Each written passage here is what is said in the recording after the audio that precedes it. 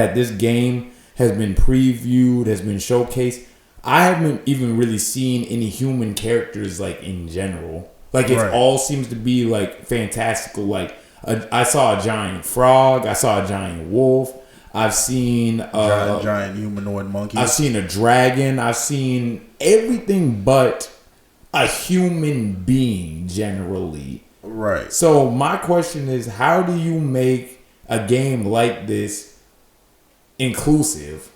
How do you make this something where it's like got diversity to it?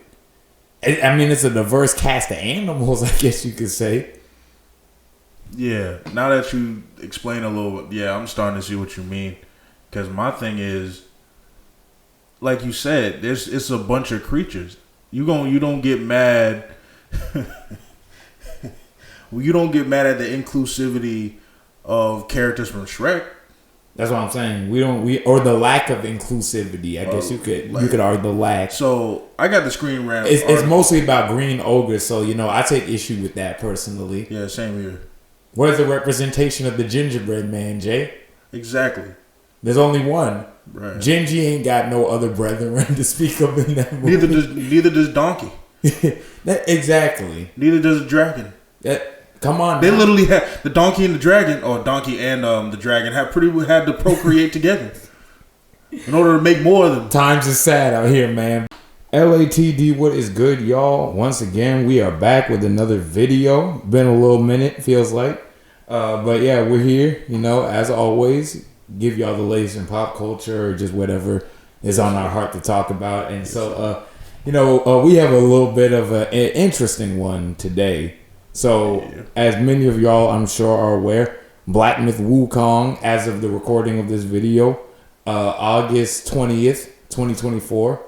Yes, sir. Is the official release date of one of the most anticipated games ever made, Black Myth Wukong. I'm sure this is something that many people, I myself included, have been looking forward to since it was initially revealed. Some 4 years ago, during the height of COVID and the pandemic, I remember this game went crazy viral. Like this random trailer that had no press, no marketing, no backing, nothing. Just this crazy viral trailer just because of the way it presented itself, as far as you playing as sort of like this monkey man. Because what it is, the catch to it is that it's based on Chinese mythology. Right. And folklore and stuff like that. Yeah. So that was something that caught a lot of people's attention, because as many of you may know, many characters, many things in pop culture have been based on this mythology, the tale of Wukong. Most notably, in my opinion, Goku from Dragon Ball. Right, yep. Because early Dragon Ball, it featured Goku as a kid with a tail and a power pole that could extend, and he was riding on a cloud. All very, very, and even then Son Goku is derived from Son Wukong. So really, yes. So that explains the gorilla in Naruto as well, the four tails. Yeah, I wouldn't be surprised. So Wukong as a character, as a myth, as a legend, is very, very influential in just general pop culture, and so I imagine that many people were very surprised to learn that this tale would be adapted into its own game. So when the trailer dropped, it just blew everybody away because it had sort of a Dark Souls kind of style to it as far as its gameplay. Right. I guess you could say tit for tat, very tactical, very strategic gameplay that's very brutal but very rewarding. But what separated this one was that you could transform into different things, like different enemies in general. Like you could transform into a different form. You could implement all of these unique powers. So it was just a very, very, I guess, critical moment in gaming that year. And this game, as time has gone on, moving on from 2020 through to 21, 22, 23, and then now, it's only been more hyped over time. And I'm sure that you can attest to, every year we would get some kind of an update on the game, whether it was a new gameplay trailer, whether it was a new just reveal of everything going on with it. So everybody was very excited for this game. And, from what we have seen, the game has been pretty well received so far. It's gotten a lot of 8s and 10s and things like that. So a lot of people generally seem to enjoy the game. There have been a few criticisms of it, such as glitching. Yes, glitching has been a big issue. IGN cited that in their review. Frame rate in general isn't great from what we've heard. Right. Dialogue, like audio syncing, is a little bit it's a little bit hit or miss, and I can attest to that because I just came from playing it. I just downloaded it. So really? I still gotta get downloaded. For sure. But yeah, so far from what I've played of it, I'm liking it. I'm enjoying it.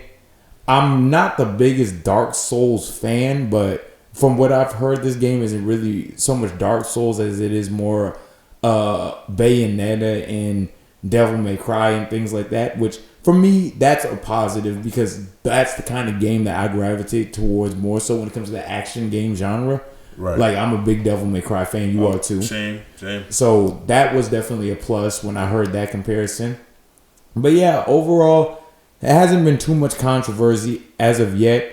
The game had 2 million concurrent players on Steam just this afternoon when I was at work. A good friend had told me that. So, it seems like it's on its way. It's doing good. People seem to generally enjoy the game. Everything seems to be going good.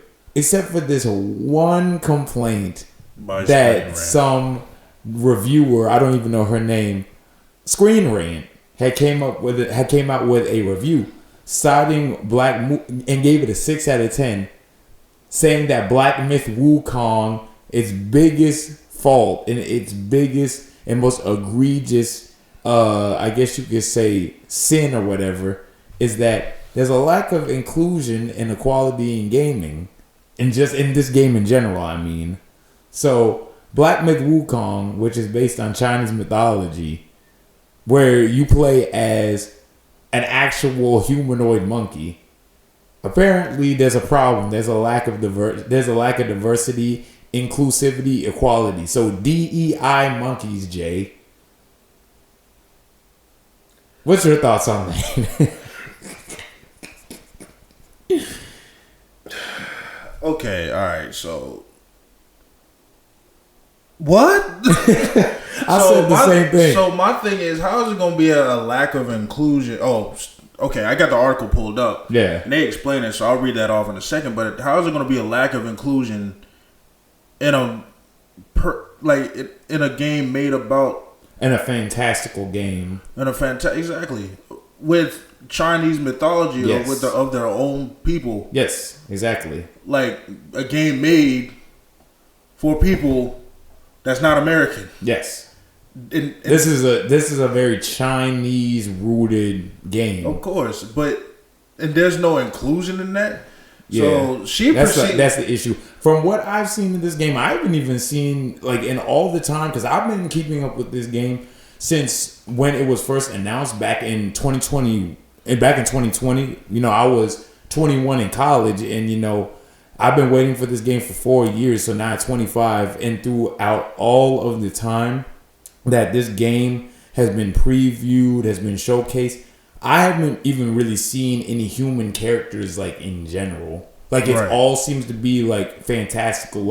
I saw a giant frog, I saw a giant wolf. I've seen giant humanoid monkey. I've seen a dragon. I've seen everything but a human being generally. Right. So my question is, how do you make a game like this inclusive? How do you make this something where it's got diversity to it? I mean, it's a diverse cast of animals, I guess you could say. Yeah, now that you explain a little bit, I'm starting to see what you mean. Because my thing is, like you said, it's a bunch of creatures. You don't get mad. You don't get mad at the inclusivity of characters from Shrek. That's what I'm saying. Or the lack of inclusivity. I guess you could argue the lack. So I got the Screen Rant. It's mostly about green ogres, so I take issue with that personally. Yeah, same here. Where's the representation of the gingerbread man, Jay? Exactly. There's only one. Right. Genji ain't got no other brethren to speak of in that movie. Neither does Donkey. Exactly. Neither does Dragon. Come on. They literally had the Donkey and the Dragon, or Donkey and the Dragon had to procreate together in order to make more of them. Times is sad out here, man. But hey, go ahead and dive into that article. So I got the article pulled up right here. So it seems like her biggest complaint is about there's not a lot of women in it. So the title of this part of the article is largely lacks inclusion and representation. Okay. So okay.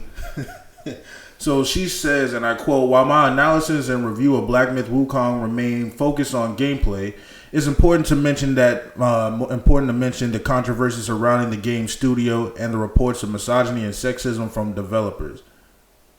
Okay. "Playing as a female gamer allowed me to notice issues surrounding inclusion and representation.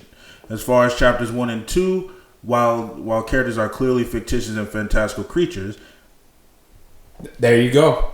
Okay, let me continue. That should be the end of it. "There were no female or feminine NPCs, enemies, or bosses present. The only exception, if you can call it a female, is a boss named Mother of Stones in Chapter 2, which is not, spoiler alert, which is nothing more than a still glowing rock with no abilities being guarded by other enemies." Okay. "The lack of diversity and inclusivity resonates with the misogynistic comments reported to have been made by developers, which express disdain for women playing their games. Although Black Myth Wukong does have truly enjoyable moments, the underlying feeling that women are not welcome in this world felt present throughout my gameplay experience. What a shame." Crying shame. "It's worth noting the game is based on the novel Journey to the West, which does consist of a few important female characters. To not include any women or to only include a few in an adaptation meant for a modern audience is quite disconcerting. Yeah. While this doesn't take away from the exhilaration and fun of the boss fights themselves, and why are you complaining? Women fans should boycott the game. Women fans of Souls-like games. Oh, Dark Souls. Okay, that's what she meant. Dark Souls. Games may have a different perspective, especially given that, according to reports, the developer also suggested that women aren't capable of enjoying or being skilled at these types of games." Oh, that is a whole different issue in general, but I think... Wait, there's more. Of course. "The irony behind this sentiment is that Black Myth Wukong is among the easiest of Souls-like games and may have overestimated its ability to hang with them in terms of difficulty. While thematically and stylistically it undoubtedly falls under this category, it does not quite fit the bill in the technical skills required, such as is achieved by games like Elden Ring, Sekiro, Shadows Die Twice, and many more." So that's essentially it. 3 out of 5. Very good Screen Rant's review metric, despite its flaws, worth trying. Wukong review score. So, yeah. But okay, so a couple of things. I feel like, first of all, my thing with this is that, and to me, this goes hand in hand with the Assassin's Creed controversy in a way, because, actually, you could say that this is kind of like the opposite point, right? Because I feel like my thing though overall. When did gaming get to this point to where it's like, you're playing a game and the first thing you think about is, I'm going to deduct and I'm going to take points off of this game because there isn't enough of this group, or there isn't enough representation of that group, or this orientation isn't getting enough moments to shine. I can understand, of course, the valid criticism of the technical issues. Right, of course. That's something that has been discussed outside of just this review. Right. Like, they played Cyberpunk 2 when it came out 4 years ago as well. So yeah, multiple reviews, multiple outlets are citing that as being one of, if not the game's biggest weakness, which that's a very fair assessment. I understand that. But like I said, back to my point, I just feel like we've gotten to a point in gaming now to where it's just like everything is just so hyperbolic now. Like in terms of explain. It's just now it's gotten to the point where you can't even do something as simple as like play a game without somebody being like, politically, because this game doesn't do this, that, and the third, that means that this is a game I don't necessarily agree with on both ends. Because you got Assassin's Creed Shadows, we already covered that. You got the controversy surrounding that because of certain politics and agendas, quote unquote.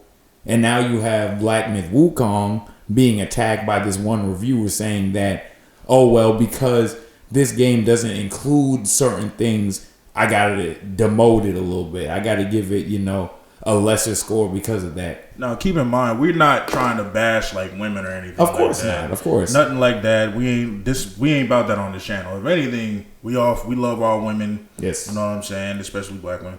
But it's like, I feel like that criticism, like you said, is a lot like Assassin's Creed Shadows. This is very nitpicky. The only reason why she's complaining, talking about there's no women in it, I'm like, that's the first thing you look for? That's what I'm saying. Like, that's the thing I don't understand. Like, is that something... Because growing up, and even to this day, my thought process has never been, oh, I can't enjoy a game, or I can't necessarily rate this game as high as I want to, because, I guess you could say, example, that growing up, there wasn't a whole lot of black representation in gaming. Right. But that never made me say, oh, well, I can't enjoy this game because... oh, there's not enough black people in it, or black people don't get that much screen time, but they're not the main protagonist. For me personally, it's always been, how is the gameplay? How is the story? Exactly. That's the number one thing I'm worried about. Because if it's a well-told story, I don't care who it is. I don't care what it is. If it's a well-told story with a great character and a great cast of characters, great world, I don't care what it is. Right. Me and one of my old classmates in college, we were talking about when Cyberpunk came out, how there's not enough, like, Cyberpunk is all about inclusive. Cyberpunk has a lot of different people. There's a lot of different walks of life in Cyberpunk. That's one of the things that I like about it the most. Exactly. Like, you can make your character literally like a cyborg. Well, yeah, literally a cyborg. Give him any skin color. You make him black, white, literally blue, pink, purple, and this, that, and the third. Maybe you can make him a man, a woman, a man, a combination of both, or something like that. Whatever you want. You jack of all trades. That Ripper Doc, it don't care. Exactly. The only thing that Ripper Doc sees is green. Exactly. Like, he ain't worried about anything else. Exactly. But I even had not a complaint. But it was like even we talked to each other and said, like, there's not enough, like, black features in here, like, because a lot of times... That's a different thing. I do agree with that. That is one thing that I think that gaming often misses the mark on. Oh, yeah, definitely. It's like, as far as, like, custom creation, I feel like there's not a whole lot of black options. They're getting better with it. Oh, yeah, definitely. But it's still kind of lacking because, the Killmonger hairstyle. Yeah, that's gotta go. Yeah, that has got to go. When I saw Spider-Man 2's trailer about with Miles, I'm like, how did you stray so far from God? Because Miles Morales, that fade, he had like a tape, like it was cold. It was cold. He had that fade, and he had the Timbs and everything. Miles was showing out, and then he show up with that haircut. I'm like, okay. We'll wait till the game comes out before we say anything. Like, the hairstyle, it ain't bad, but it's just why we gotta see it on every single black character that we find. It's so overdone now. Like, it's to a point to where it's like we've seen that hairstyle so many times that it just lost all of its meaning and its it just that hairstyle. And the thing is, I don't even see that hairstyle like out in the wild like that. Right, but then they try to take the fade and call it Travis Kelce. But okay, that's why I remember that. But this is my point. That doesn't mean that it ruined the game for me. Not at all. Like, if anything, when it came to Cyberpunk, now I'm not saying video game developers take my advice on this. I'm not saying to don't put any black features in the game. Put black features in the game. I want to make my characters with a good taper fade on it or whatever the case may be. Exactly. A high top fade like the ones that they had in 2K back in 2K17. Twist, whatever the case may be. Exactly. No, put more black features in the game. Heck, make them do something. Yeah. But what I'm saying is, it didn't ruin the experience for me. Just like in Cyberpunk, it wasn't a knock on the experience. It wasn't a knock on it. Exactly. Like, you talking about there's no women in it, this, that, and the third. I'm like, bruh, like, no offense, and I'm not saying this to be mean or anything like that, but that's the first thing you looking for. Like I'm looking forward to playing the game and beating and messing stuff up. I would use the other language, but you already know monetization. Sure. But just to mess stuff up, beat bosses, and play like a Souls-like game. Yeah, exactly. I'm not really looking for too much of like inclusion. Well, I just don't really. That's and my thing is that that's just not the kind of thing that I would expect that from, because this game is set in something that it's fantastical. Like this is so removed. Right. Thank you. Yeah, this is so removed from reality as far as like I could understand you want to see a diverse, cast of characters in a game or something like GTA, because it's like, that's set in not the real world, but like a fictionalized version of the real world. Right. And obviously, in the real world, there are different types of people from all different walks of lives, races, background, whatever. So that comes standard when it comes to a game like GTA. But when it comes to something like not even Cyberpunk, when it comes to something like Wukong, I don't really expect to see that. I just expect to, go around the world collecting collectibles, upgrading my character, and just enjoying the game for what it is. I'm not looking for anything political. I'm not looking for representation. When it comes to a game where you're literally playing as a giant monkey with a staff. It just exactly. You don't go to I don't know analogy for it, but yeah I get what you're saying. I definitely get what you're saying. It's like when did we get to a point to where it's like we take ourselves so seriously to the point to where it's literally parody. Right. You don't go to a basketball game expecting a football to be played. Yeah. You like, it's like when it comes to that, it's like what happens in the days where you just bought a game and you rated the game based on whether the gameplay was good, the technical performance was good, the story was good. What happened to those essential things? When did we get to a point that we're now, like, I feel like we've reached like a level of like Idiocracy, that movie, that a lot of people love. It's basically, it's in a society where it's like everybody has become dumb to a point to where it's insane. Right. So it's just kind of like, I feel like we're living that reality in the sense that now like everything is just so hyper politicized, and I understand politics has their place or whatever. We don't talk about them on the channel, but I understand, where it has its place. But in gaming, I just kind of feel like, me personally, like I said, I don't really mind depictions of certain things, whatever, like in Last of Us Part 2, for example, Ellie and Dina. I didn't mind that whatsoever because it didn't hamper or take away from. In fact, I really liked their story arc. I thought that was one of the best aspects of that game, in my opinion. And I'm gonna keep talking about this show that I'm pointing to right now. But one of people's favorite characters is named Omar. Yeah, he's gay in the show.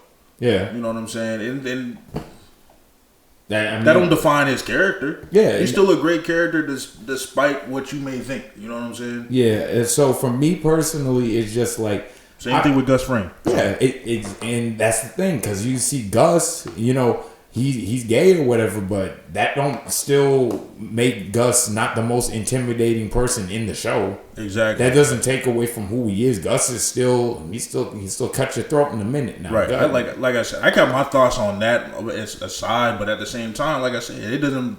And that's for anybody. It doesn't ruin anybody's character. If you a good dude, you a good person. Exactly. If you a good girl, you a good girl. If you a good dude, you a good dude. So. Yeah, exactly. I just feel like this is just a non-issue.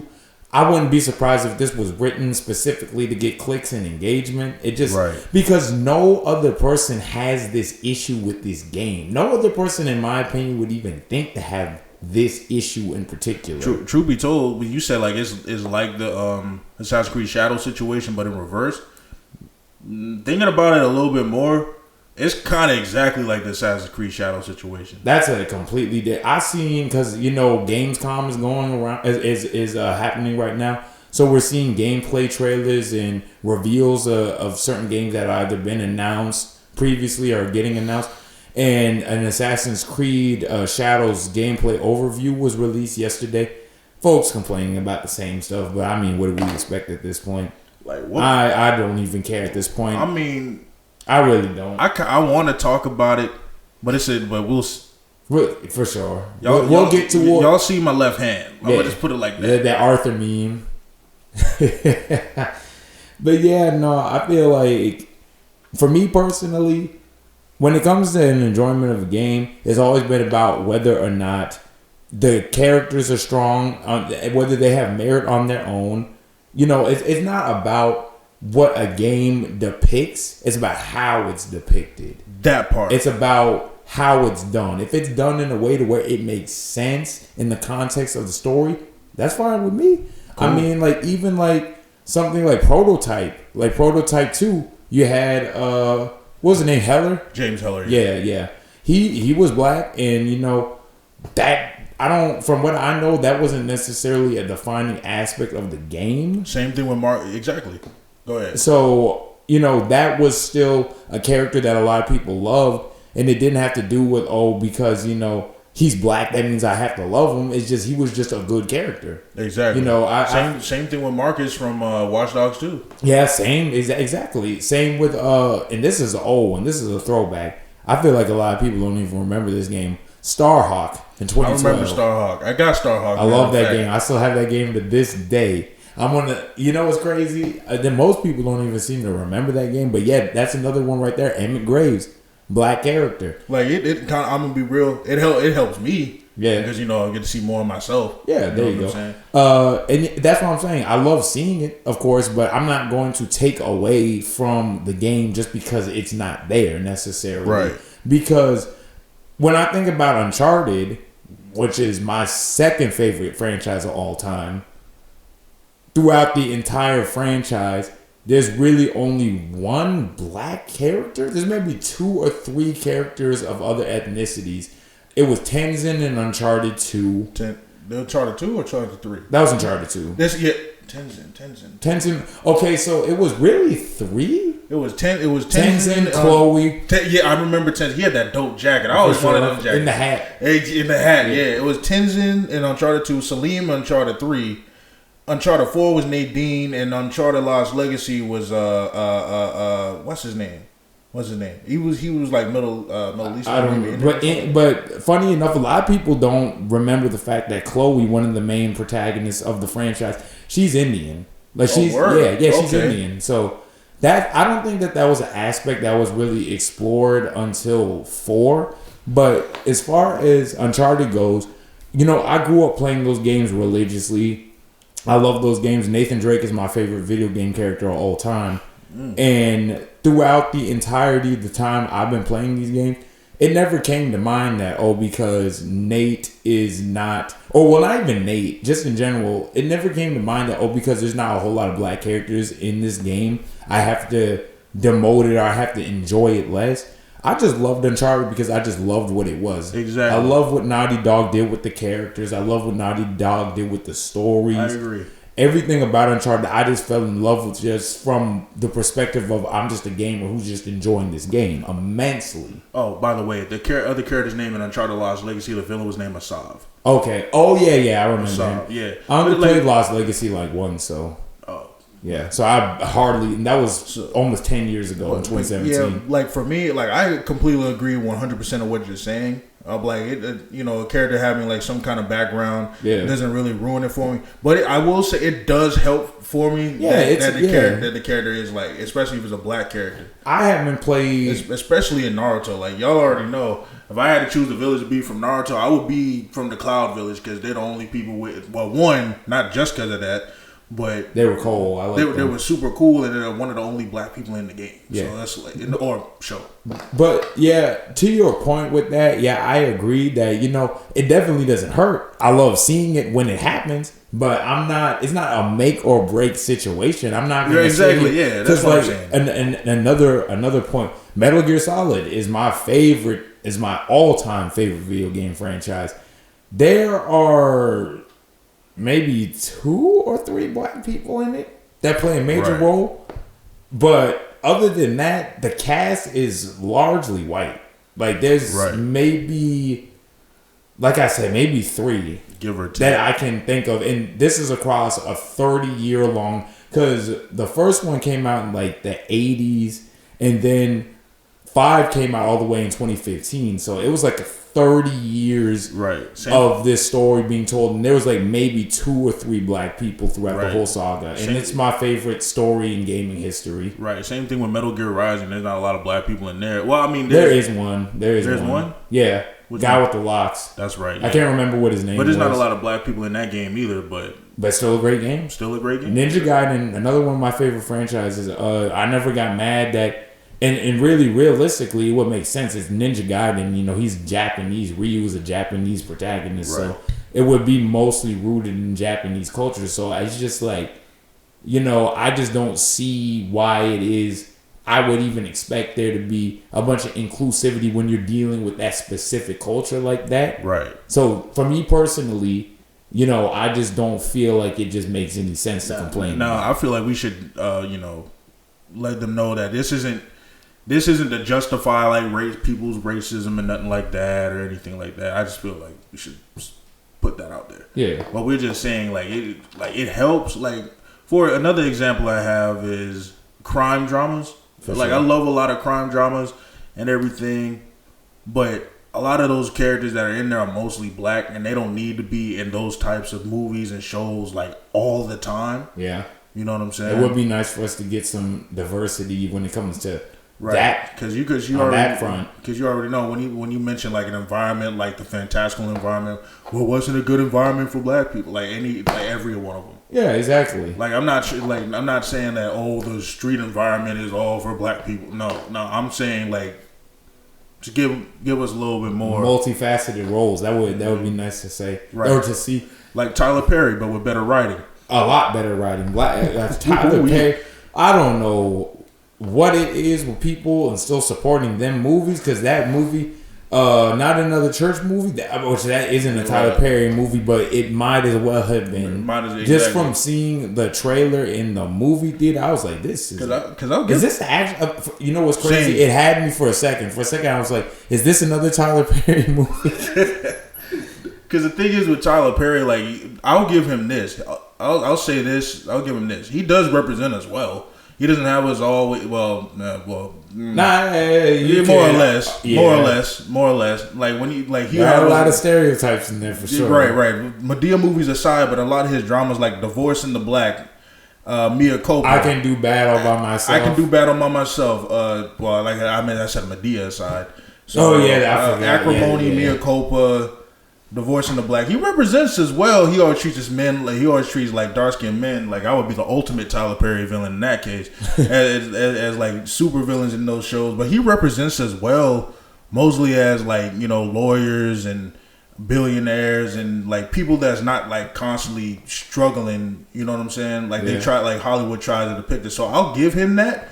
The only difference is those 3 movies I mentioned are absolutely terrible. For sure, it's Tyler Perry. What do you expect? Like he represents as well, like from a professional standpoint, not really in a writing standpoint. Because, like I said, his writing we would be the ultimate Tyler Perry villains. Like if you, that's fine with me. It ain't fine with me. I'm a nice guy, bro. At least I try to be. Shoot.